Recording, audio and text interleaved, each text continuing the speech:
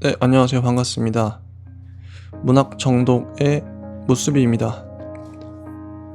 문학동네에서 나온 젊은 작가상 수상 작품집을 읽고 있고요. 2010년 제1회 작품들을 보고 있습니다. 수상작이죠. 세 번째 시간으로 이장욱 소설가님의 변희봉을 보도록 하겠습니다. 95쪽이고요. 이 변희봉이란 소설은 변희봉에 대한 얘기예요. 두 친구가 비오는 날 술을 먹고 있습니다. 동대문 운동장역 근처의 포장마차죠. 대화를 합니다. 벤희봉 선생이라 안 가드나? 벤희봉 긴 눕고 그 칼 줄 알았다. 벤희봉 선생은 배우다. 나는 멀뚱히 만기의 얼굴을 쳐다보다가 말했다. 웃자라고. 마, 니 보고 웃자락 하는 건 아니고. 이런 사투리를 그대로 읽었어요. 너무 유쾌하죠. 재밌습니다. 그리고 텔레비전에서는 야구 경기가 나옵니다. 진행되고 있죠.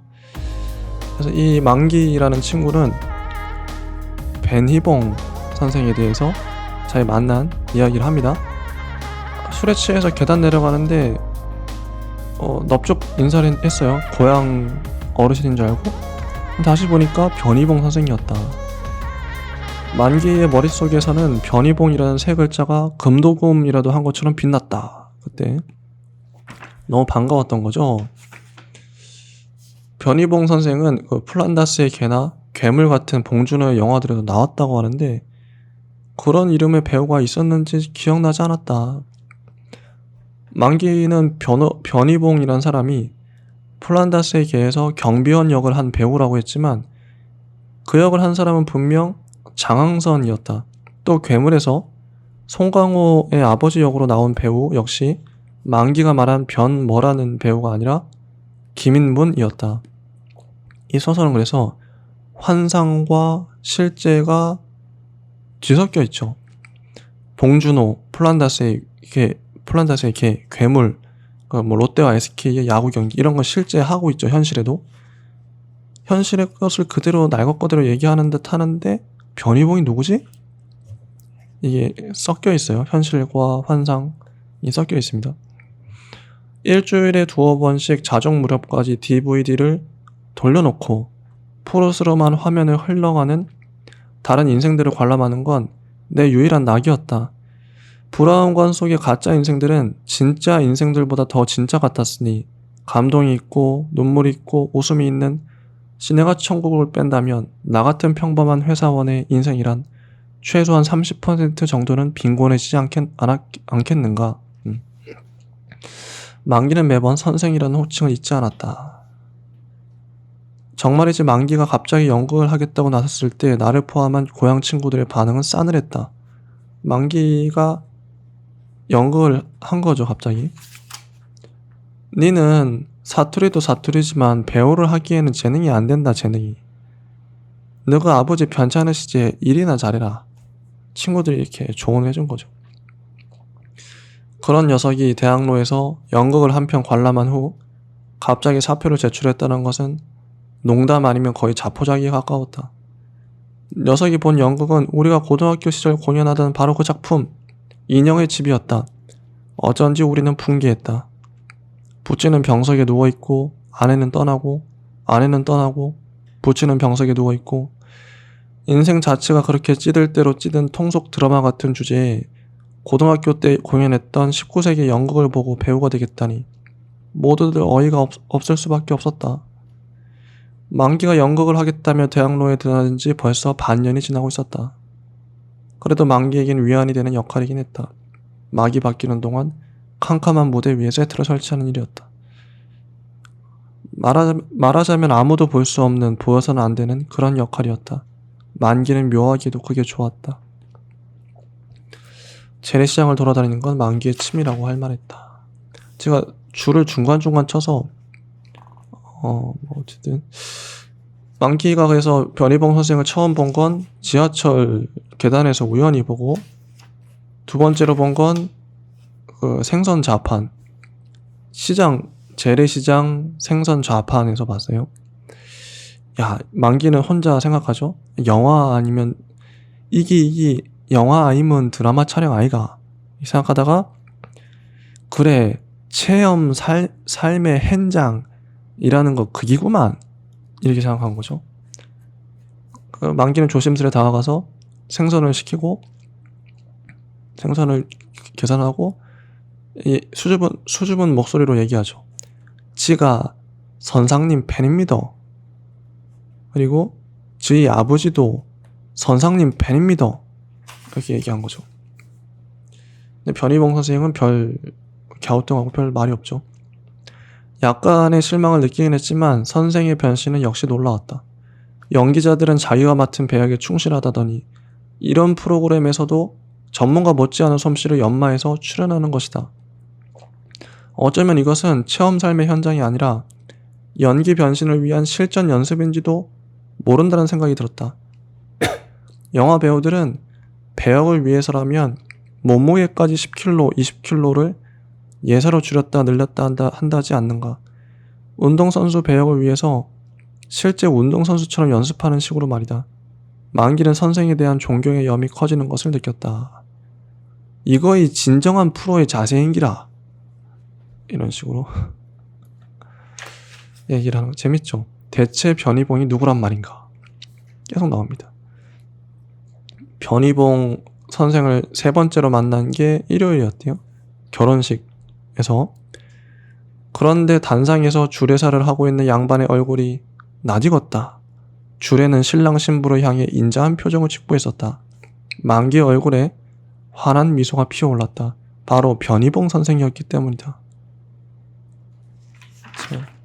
이런 식으로 지금 주례선분이 변희봉 선생 아닙니까? 네. 누구요? 변희봉 선생. 벤소할 때 변희봉? 그게 누굽니까? 이런 식으로. 재밌죠? 아니 그게 대체 누군데 이러는 거야? 이렇게 막 난리가 납니다. 결혼식장에서도. 그리고 아내와도 통화를 하죠. 전처와도 통화를 합니다. 내가 알고 있는 바로는 만기에게는 선택의 여지가 없었다. 아내에게까지 빗독촉이 가고 있었다. 눈이 날리던 어느 날 아침, 만기의 아내는 된장국에 파를 썰어 넣다가 문득 창밖을 바라보며 말했다고 한다. 이혼하자 우리. 만기는 침묵했다. 여러모로 폐색이 짙은 인생이었다. 병원비에 사채가 포함된 빚까지 아들에게 떠넘긴 아버지는 정작 딴 세상에 가 있었다. 의사는 컴퓨터 화면에 MRI 사진을 들여다보면서 그렇게 말했다. 쉽게 말하자면 뇌세포 하단에 문제가 생겨 작은 구멍이 나는 거죠. 그리고 조금씩 뇌 신경세포가 잡아먹히는 겁니다. 만기는 사진 아래쪽에 검은 빛을 바라보았다. 자, 이렇게 이 부분이 좋죠. 만기의 아내는 된장국에 파를 썰어 넣다가 문득 창밖을 바라보며 말했다고 한다. 이혼하자 우리. 만기는 침묵했다. 이게 뭐 거창한 게 아니라 그냥 일상을 살다가 된장국에 파 썰어 넣다가 이혼하자 우리 이렇게 얘기한 거죠. 누구든지 이런 뭐랄까 일상을 살면서 이런 얘기를 하겠죠. 뭐 거창하게 얘기하는 게 아니라 마누라한테는 내가 알 수 없는 마누라의 인생이 있었던 기라. 만기의 처는 홋카이도의 오타루에 가서 오르골을 만들면서 일생을 보내기로 결심했다고 한다. 오르골에 대한 교양 프로그램 작가로 오타루에 갔다가 인생이 바뀌어버린 것이다. 만기의 전처에게는 만기가 모르는 전체 인생이 있을 것이다. 그건 당연하다. 그녀는 오르골의 작고 맑은 소리에 반했다. 오타루의 겨울에 내리는 눈송이들과 함께 인생을 보내고 싶었다. 눈을 치운 뒤 앞치마를 두르고 탁자에 앉아 조물조물 오르골을 만드는 것만으로도 삶이 될 수 있는 곳이라고 했다. 앞으로 일하게 될 오타루의 상점까지 알아두었다는 것이다. 만기의 말에 나는 진심으로 화가 나서 쏘아붙였다. 지랄한다. 미친년이네. 씨발년이고 확 지바가 뿔라. 만기가 잔을 내려놓으며 고개를 저었다. 그녀는 자신이 모은 돈 대부분을 만기에게 주고 떠나는 것이며 이혼은 오랜 고민 끝에 내린 결정이라는 것이었다. 그래서 마누라한테 마지막으로 이렇게 물었다고 하죠. 네 진짜 베니뱅 선생을 모르나? 만기의 처는 수화기 저편에서 오랜 침묵을 지켰다고 한다. 재밌습니다. 이렇게 되고 베니봉이라는 사람은 정말 없는 게 아닌가 그런 생각이 들었다. 내 마음이 어딘지 삐끗해서 좀에 다른 세상으로 빠지 들어간 게 아닌가 그런 생각이 들었다. 이렇게 고백을 하는 거죠. 하지만 이상한 거는 시간이 갈수록 그분이 자꾸 눈에 보이는 기라. 그리고 아까 야구 경기가 중간중간에 틈입을 해요. 이 소설 중간중간에 나옵니다. 근데 마지막 또 야구가 또 이대호가 친 공이 까마득하게 날아갔어요. 근데 공이 보이지 않았다. 카메라 역시 공을 놓친 모양이었다. 아나운서가 말했다. 공이 어디로 갔나요? 조명 속으로 들어갔나요? 새벽에는 지하철역에 신문지 깔고 앉아갖고 소주를 드시고 낮에는 백화점 앞길거리에 서서 혼자 두 팔을 이래 들고 기도문을 외우시고 만기는 이제 자기에게 빠져서 얘기하죠. 그건 그렇고 공이 어디로 갔나요? 아나운서가 얘기하죠. 교차합니다. 이 얘기 한번 해보죠. 그러면은 야구 이야기는 왜 넣은 걸까요? 이게 술자리 대화입니다. 현실과 과거가 교차하죠. 현실과 과거가 1대1로 교차하는데 과거의 시점에는 친구 만기가 변희봉 선생을 뭐 계단에서도 보고 생선 좌판에서도 보고 결혼식장에서도 보고 뭐 아내와의 스토리도 나오고 역동적이죠. 움직임이 있잖아요. 근데 현실 시점에서는 움직임이 없어요. 가만히 앉아서 술자리에 앉아서 뭐 잔이나 부딪히고 뭐 그런 거죠. 움직임이 없기 때문에 움직임을 역동성을 주기 위해서 단조로움을 피하기 위해서 야구 경기를 넣은 거 아닌가 저는 그렇게 생각합니다. 역동성 야구는 독립된 사건이 아니라 연결된 사건인 거고 현실의 분위기를 반영하는 사건인 거죠. 야구에서 공을 친다든지 막 홈런을 친다든지 역동적이잖아요. 현실을 리드미컬하게 만들어주기 위해서 상징적으로 부여한 사건 아닌가 그렇게 생각해요. 재밌죠. 이런 소설에서 이런 장치들 많이 나옵니다. 전혀 무관해 보이는 것들을 하나로 묶는 거죠. 119쪽 만기가 아버지가 이제 아버지 하고 있어요. 창문가로 다가가자 병원 주차장에 매어있는 개 한 마리가 눈에 띄었다. 개는 고개를 앞발 사이에 처박고 잠들어 있었다. 가로등 불빛이 개의 윤곽을 하얗게 비추고 있었다. 세상에서 가장 이기적인 존재란 아마도 잠든 개가 아닐까. 만기는 그렇게 중얼거렸다. 그리고 문득 병실 바닥을 물끄러미 바라보다가 천천히 그 자리에 누웠다. 개처럼 몸을 말고 보니 시멘트 바닥에 깔린 먼지들이 창문으로 흘러든 희미한 빛에 소슬소슬 일어났다. 보호자용 침상에 달린 바퀴가 어둠 속에서 금속성으로 반짝이고 있었다. 이 개는 무슨 상징인가 좀 고민하게 되죠. 인생은 왜 빛이며 죽음은 왜 어둠인가? 삶은 오히려 어둠의 편에서 오는 것은 아닌가? 인형의 집에 나오는 대사였다.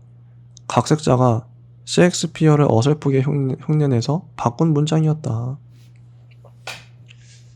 인생은 왜 빛이며 죽음은 왜 어둠인가? 삶은 오히려 어둠의 편에서 오는 것은 아닌가? 이 소설의 주제이기도 하죠. 그런데 이제 만기가 아버지가 누워 계시는 거기 산소 공급기의 전원 장치를 끌려고 그러는데 그런데 전원을 끌려고 하는 이 말이다. 나는 만기를 바라보았다. 그 순간 만기는 어둠 속에서 희끗무레하게 빛나는 두 개의 눈을 보았다고 한다. 인공호흡기를 끼고 있는 만기의 부친이 눈을 뜨고 있었던 것이다. 그 눈은 만기를 향하고 있었다. 양쪽 눈동자의 위치가 미세하게 어긋나 있었기 때문에 만기를 바라보고 있다고는 할 수 없었다. 하지만 어둠 속에서 희미하게 빛나는, 초점이 맞지 않는, 그러나 분명히 만기를 향하고 있는 그 두 눈은 순간적으로 만기의 영혼을 관통해 머릿속을 하얗게 비워놓았다. 부친의 입가에는 평화로워 보이는 미소가 떠올라 있었다. 긴 시간이 흘러갔다. 겨우 2초였을지도 모르지만 만기에게는 그렇게 느껴졌다. 그래서 안 껐다는 거죠. 아버지가 마지막으로 이런 말을 합니다. 그 순간에도 만기의 귀에는 부친의 입에서 흘러나온 마지막 음절들이 떠돌고 있었다. 따뜻한 숨이 서려있는 느낌이었다. 만기야, 니 벤희봉이라고 아나? 만기는 자기도 모르게 고개를 끄덕였다. 열심히 끄덕였다. 멈추지 않고 끄덕였다. 만기는 부친의 고요한 몸 앞에서 그렇게 오래 고개를 끄덕이고 있었다. 벤희봉이라고 하나? 이때부터 만기는 변희봉을 생각하고 변희봉이 자꾸 보이는 거죠. 그래서 이제 포장마차를 나왔어요, 두 사람이. 그때였다. 동대문 운동장 쪽의 하늘에서 무언가가 우리 쪽으로 날아온 그것은 야구공이었다. 밤하늘을 날아온 야구공이 탁탁 보도블록을 때렸다. 먹고 동대문 운동장이 아직 철거가 안 됐나? 내가 멍청하게 중얼거렸다. 동대문 운동장이 있던 자리는 텅 비어 있었다. 거대한 구덩이가 파인 채 공사 중 안내문이 비에 젖고 있을 뿐이었다. 쇼핑몰이 들어선다는 얘기를 들은 적이 있었다. 뭐하노 뛰자. 우리는 동대문 운동장역을 향해 힘껏 달려갔다. 이렇게 소설이 끝납니다. 자, 이 소설은 뭘까요? 변희봉 누굴까요? 재밌는 소설이죠. 유쾌합니다. 변희봉은 환상적인 존재, 없는 사람인데 만기가 헛것을 보는 거죠. 변희봉은 누굴까? 재밌는 소설이요. 없는 존재를 자꾸 우겨.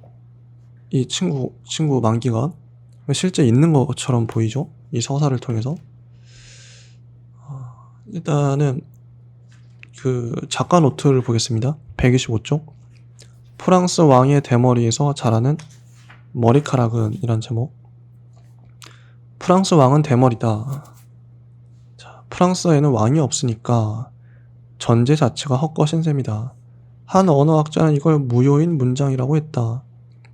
때로는 소설을 쓰는 일도 비슷한 느낌을 준다. 끊임없이 무효인 문장을 생산하는 일, 무효인 인물, 무효인 언어, 무효인 이야기들.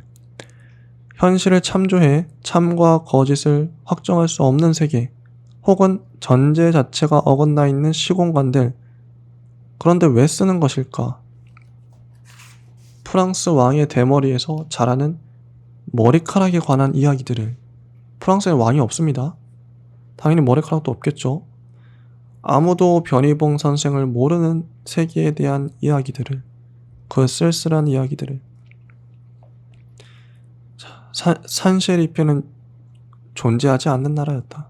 만우절을 기념하기 위한 가디언즈의 조커였기 때문이다. 만우절을 만든 사람이 누구인지는 모르지만 인생이란 걸 아는 사람이라는 느낌이 든다. 샨셰리페라는 섬은 여전히 수평선 어딘가에 떠있을 것 같다. 자, 결과는 역설적이었다. 이 잔혹한 거짓말. 이게 도스토옙스키가 총살당할 뻔하죠. 근데 죽진 않습니다. 이 잔혹한 거짓말 혹은 가학적인 농담이 어떤 면에서는 작가 도스토옙스키를 만들었기 때문이다. 도스토옙스키의 죽음에 대한 이 기이한 체험을 백치를 비롯한 몇몇 작품에서 언급하고 있다. 도스토옙스키는 일생 동안 죽음에 가장 가까이 갔던 그 순간을 마음에 품고 글을 썼다. 죽음은 그의 삶 어딘가에 자리 잡았다. 그것은 삶 속에 개입된 어떤 외부와도 같았다. 그 공백, 삶 속에 또아리를 틀고 있으나 완강하게 삶으로 통합되지 않는 어떤 것, 삶이 아니면서 삶을 지탱하는 텅 빈 그것, 안전해 보이는 삶 속에 치명적으로 잠복해 있는 외부. 도스토옙스키에게 글쓰기라는 여행은 거기서부터 시작되었는지 모른다. 도시는 나에게 이중적 감정을 가져다준다. 혐오와 애정. 오래전에 한때 나는 기회가 주어진다면 이 도시를 끝까지 비관하는 글을 쓰고 싶었다. 파리의 아케이드를 소유하는 베냐민의 사색적인 얼굴보다는 학교에서 퇴학당한 채 거리를 헤매던 홀든 콜필드의 표정으로 말이다. 하지만 그것은 실패했다. 이곳에서 태어나 자란 나는 이미 애증의 형식을 떠나서는 이 공간을 말할 수 없는 것이다. 이런 식으로 존재하지 않는 것을 존재하게끔 쓰는 130쪽 강동호 평론가님의 암전 빛속의 검은 빛을 보겠습니다. 평론. 그런 순간이 있다. 내가 굳건하게 믿고 있던 하나의 진실이 순전히 망념에 불과하다는 판정이 내려져 그간 축적해온 삶의 진념이 급격하게 와해되는 순간 말이다. 자, 이 만기는 주위 사람들에게 내가 베니봉 선생을 봤다 아이가 라고 거듭말하며 타인으로부터 자신의 어긋난 삶을 간접적으로나마 승인받고자 했을 것이다. 만기 자신도 배우의 길을 걷고 있으니까. 허구적 인물과 사건을 유기적으로 결합시킴으로써 서사적 설득력을 확보하고 마침내 가공의 세계를 건설하는 것이 소설이 되게 택하는 방법일 텐데 이 소설에서 이장욱은 실제하는 현실의 기표 하나를 공제함으로써 더 정확히 말하면 변희봉이라는 기표만을 공백으로 남겨둔 채 현실의 세계를 그대로 복제하면서 불가사의하게 존재하는 가상적 세계를 창안해낸다.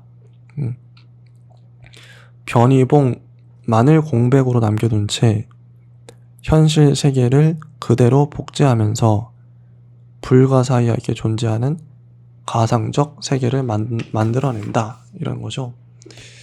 변희봉이라는 단 하나의 결여로 인해 독자와 심정이 돌연 착각으로 귀결되지 않는가. 이쪽 편에서 완강한 현실이라 믿어지는 사태가 한순간 판타지로 귀착되니 이 급격한 차원 이동에 의해 발생한 현기증 때문에 독자는 만기처럼 읊조릴 수밖에 없다. 물론 그 쪼매의 다른 세상은 독자의 입장에서는 텍스트 안의 세계이지만 만기의 편에서는 텍스트 바깥의 세계일 것이다. 변희봉의 부제가 소설을 읽는 독자로 하여금 텍스트 안으로 들어가게 만드는 통로라면, 그쵸? 변희봉이 누굴까? 변희봉의 현존은 만기가 텍스트 넘어 존재한다고 여겨지는 어떤 다른 삶으로 나아갈 수 있게 만드는 출구이다. 그러니 변희봉은 이 두 방향의 벡터가 교차하고 있는 일종의 작은 구멍 같은 것이 아니겠는가. 문제는 이 작은 구멍에서 혹은 그 구멍 때문에 무슨 일이 실제로 발생할 수 있다는 사실이다. 작은 구멍이죠. 뇌세포에 있던 아까 아버지. 작은 구멍, 검은 빛. 쉽게 지나칠 수도 있겠지만 위 장면에는 소설의 기조적인 세계관을 아우를 만한 어떤 핵심적 이미지가 담겨있다. 아버지의 뇌를 촬영한 사진의 검은 부분에 알 수 없는 무언가가 있을 것이라는 만기의 예감에는 아울러 그 검은 빛으로부터 무엇인가를 포착하기 위해 담담히 노려보는 만기의 자세에는 이 소설의 모든 착각과 망상의 사태가 발생하게 된 계기가 암시되어 있기 때문이다. 어쩌면 만기가 그토록 응시하고 있는 것은 자신의 삶이었는지도 모른다. 저도 그렇게 생각해요. 만기 자신이 조명이 꺼진 무대 위에서 살아가는, 다시 말해 밝음의 세계 이면에 존재하는 어떤 검은 부분을 구성하는 존재가 아니던가.